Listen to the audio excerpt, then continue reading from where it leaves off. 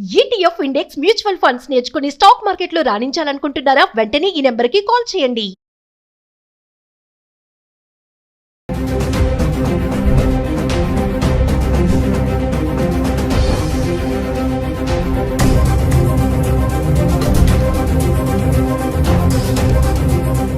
Suman TV ప్రేక్షకులకి నమస్తే. నా పేరు doctor Ramesh Kannaganti. I did my PhD in American studies from Delhi Jawaharlal Nehru university school of international studies జేఎన్యూలో చదువుకొని నేను అమెరికా ఇజ్రాయెల్లో కూడా చదువుకొని రావడం జరిగింది. సుమన్ టీవీ ప్రేక్షకుల ద్వారా మన తెలుగు వారికి ఎంతో కొంత మేలు చేయాలనే ఉద్దేశంతో సుమన్ టీవీ వారి కోఆపరేషన్తో మేము మొదలు పెడుతున్నాను. వాళ్ళ అమెరికా వెళ్తానికి సంబంధించి ఎన్నో అపోహలు సందేహాలు ఉన్నాయి.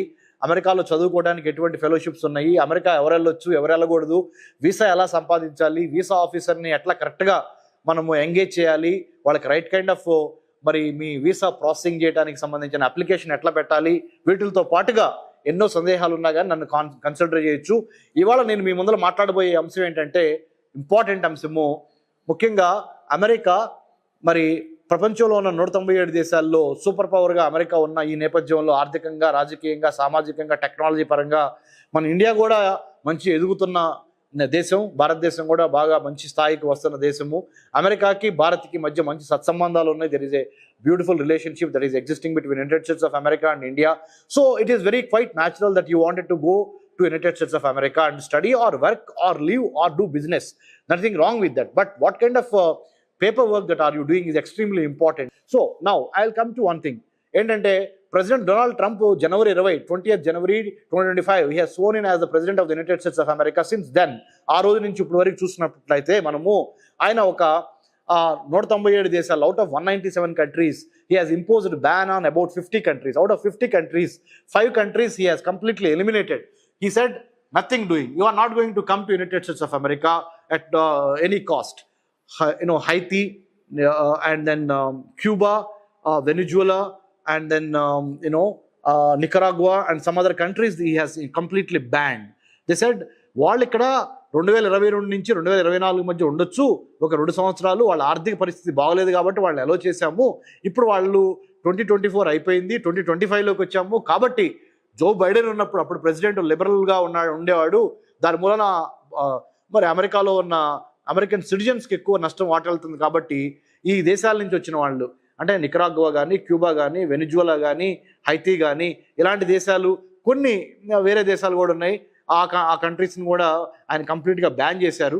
బ్యాన్ చేసి ఏమని చెప్పారంటే మేము ఇచ్చిన రాజకీయంగా, ఆర్థికంగా మీకు స్వేచ్ఛ చాలు, ఇక్కడ మీరు తిరిగి వెళ్ళిపోవాలని ఒక 5,50,000 మందిని ఒకేసారి అమెరికన్ ప్రెసిడెంట్ డొనాల్డ్ ట్రంప్ వాళ్ళ దేశాలకి పైన అంటే reverse gear back to your own countries, అంటే డిపోర్టేషన్ అంటారు దాన్ని ఇంగ్లీష్లో. తెలుగులో ఏంటంటే ఒక రకంగా బలవంతంగా మిమ్మల్ని ఎత్తి మీ దేశాల్లో వేయటం, మీ దేశాలకి వెనక్కి తిరిగి పంపించడం.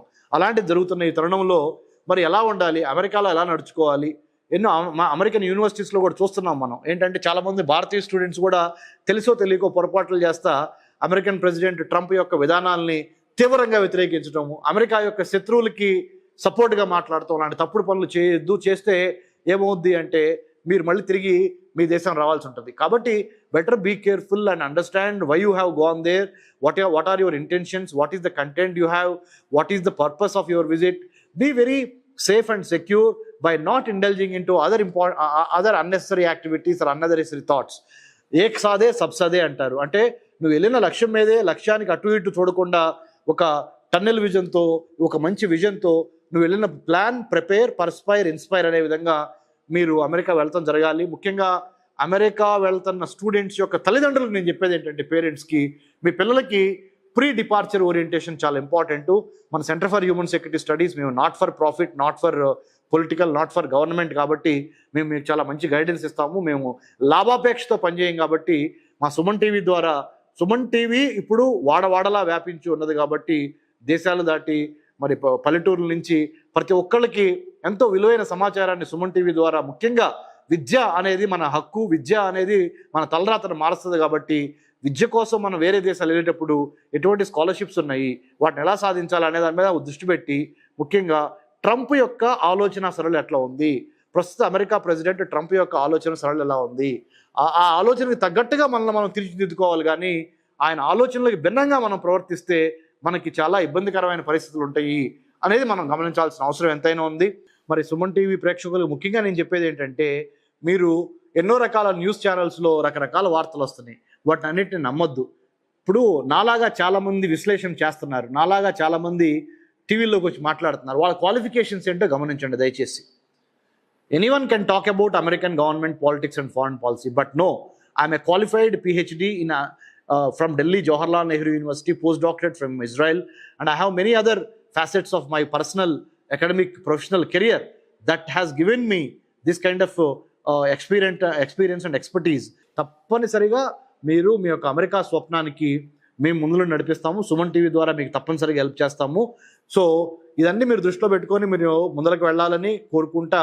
మీకు ఎటువంటి సమస్యలు ఉన్నా కానీ, ముఖ్యంగా B1 visa, B2 visa, F1 visa, L1 visa, M1 visa, ముఖ్యంగా ఇప్పుడు గోల్డ్ కార్డు అనే ఒక కొత్త visa, ultra high net worth individuals అంటే అత్యధిక ధనికులు మాత్రమే బేరు చేయగలరు. 44 కోట్లు ఎవరు కట్టగలరండి? వాళ్ళ అమెరికా పౌరసత్వానికి 44 కోట్లు కట్టాలా?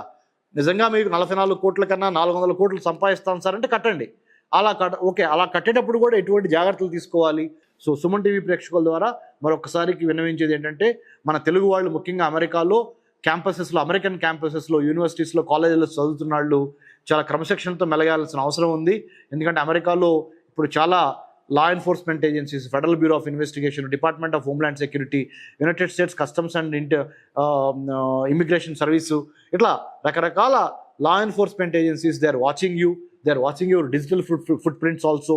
మీ సోషల్ మీడియా కామెంట్స్ అమెరికన్ గవర్నమెంట్కి వ్యతిరేకంగా కానీ, అమెరికన్ గవర్నమెంట్కి ఇబ్బంది పడే విధంగా కానీ ఏదన్నా సంస్థలు కానీ, ఆర్గనైజేషన్స్ కానీ పనిచేస్తుంటే వాటిని మీరు సపోర్ట్ చేయాల్సిన అవసరం లేదు. కాబట్టి better mind your business, whatever aim that you have gone with, whatever aim you have gone to United States, fulfill that.